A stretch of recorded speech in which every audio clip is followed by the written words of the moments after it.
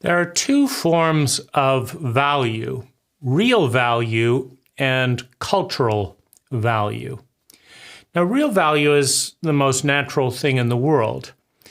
If you have 3 glasses of water and one is dirty and filled with poison and the other is just dirty and one of them is clear, the value of moving from the poisonous dirty glass to the dirty glass and then to the clear fresh water is self-evident, and it does not need any enculturation, any brainwashing. The other form of value is cult-induced value. You have platitudes, you have advertising, you have conformity, everyone doing it, you have belonging, right? You join this church and suddenly you belong. You wear this Gucci outfit and suddenly you have more importance. You put on an odd hat that fits the fashion of the day and suddenly you're in the in crowd. Now, the degree to which synthetic or cult-entrained value diverges from real value varies, right? But in general, and you also have two distinctions in cult value or cult-induced value. One is advertising, which lies about 80% of the time, right?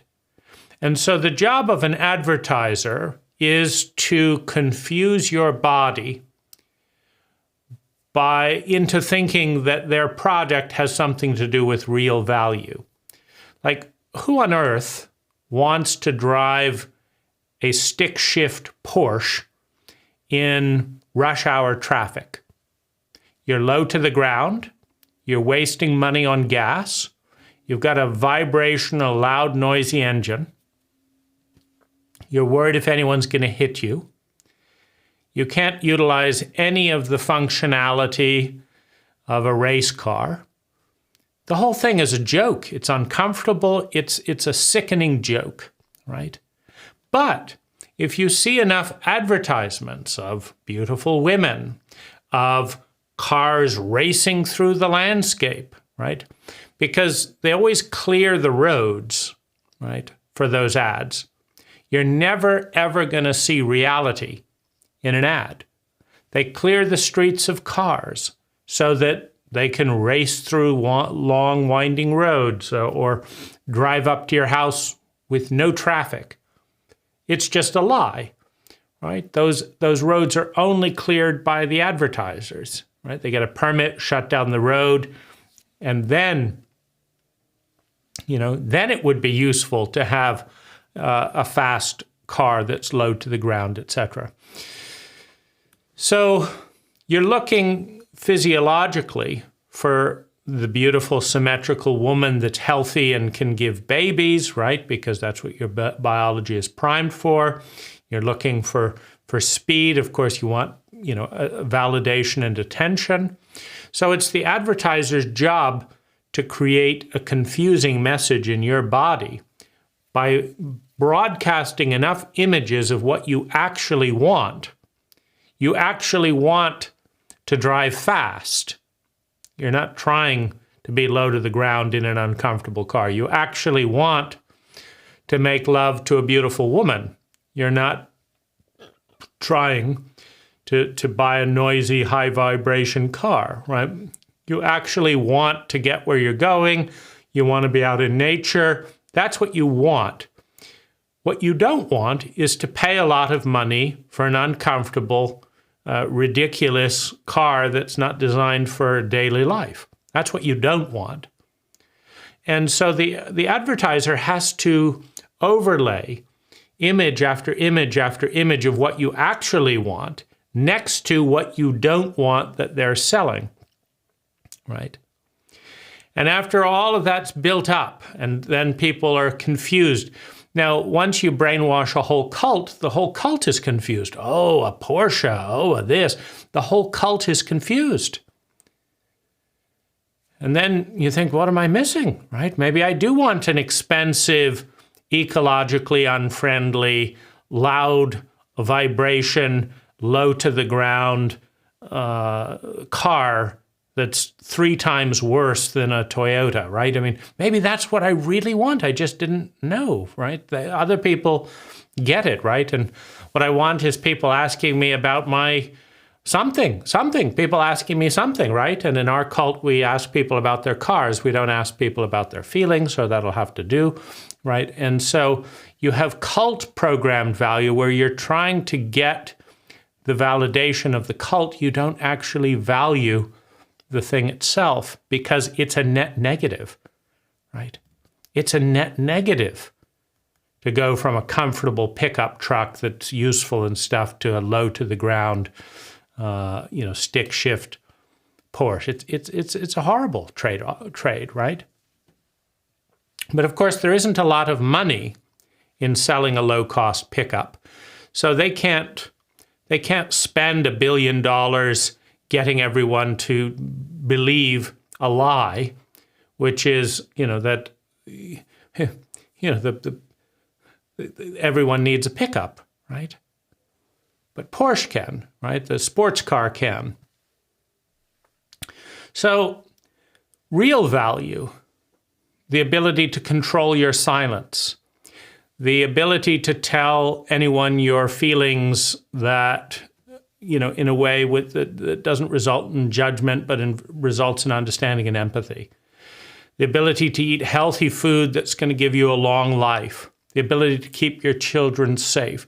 There's real value that's self-evident that nobody's advocating for. And then there's cult value that we're barraged with messages and ads to try and confuse us about, right? And the cult is usually out of date, right? You need a college education. For what? For what exactly, right? Well, at one point, going to college was a big step forward and was a useful stepping stone for certain things and guaranteed higher salaries. And at one point, colleges were cheaper, right? So the cult often has a certain percentage of validity, unlike advertisers. But it's often out of date, right? By the time the cult has caught up to the meme and is issuing a platitude, it is almost always out of date. You have to get married, you have to get married, you have to get married. Yeah, we're a bit out of date, aren't we, right? 100 years too late, 200 years, 300 years out of date. We're no longer in the world where a woman is a useless object unless she's married, right? We're no longer in the world where producing children is the main responsibility of a woman. We're no longer in the world where women are uneducated and cannot work. So you have to get married is a few hundred years too late. Right? There's still validity in it. There's value in marriage. You live a little bit longer, you do this, but harassing someone to get into, a relationship, it's not substantiated by the evidence, right? Or you've got to get a job, you've got to do this and do this, or what are you going to, all of these things, the cult is a bit late and it's a bit simple. The cult tends to be simple, late, forget the fine print, right? And as a result, its platitudes are quite often destructive. Now, they're not always. The cult generally has a kernel of truth in its platitudes. And so, there's something there. But it's important to understand that there's always a better approach than the cult. Whatever the cult says is the thing, go to school, do this, get a degree, get a good paying job. Whatever that is, it's mediocre. There's a better way. Now, for those that would otherwise do nothing and sit around getting fat watching television, going to school, getting a college degree, getting a good paying job is probably a step up, right, over doing nothing. But there's another group of people that are deviating from the status quo, that are doing something far more intelligent. And the trouble with a cult is it just blasts out its message, right? 24/7, do this, do this, do this, do this. It never bothers to see anyone, never bothers to notice, well, this could be better than the status quo. This could be a step forward. Do this, do this, do this, right? So for those that are doing a step backward from the cult, that haven't caught up, the cult is a step up to a mediocre level. But for those that are thinking, that are iterating, that are paying attention to the present moment, the cult is a droning, irritating lie that does not bother to learn about the new approach, about your uniqueness, right? And it will send you back into the mediocrity of normalcy in a heartbeat, without giving a shit about what is destroyed, about what's lost in the mindless repetition of old ideas.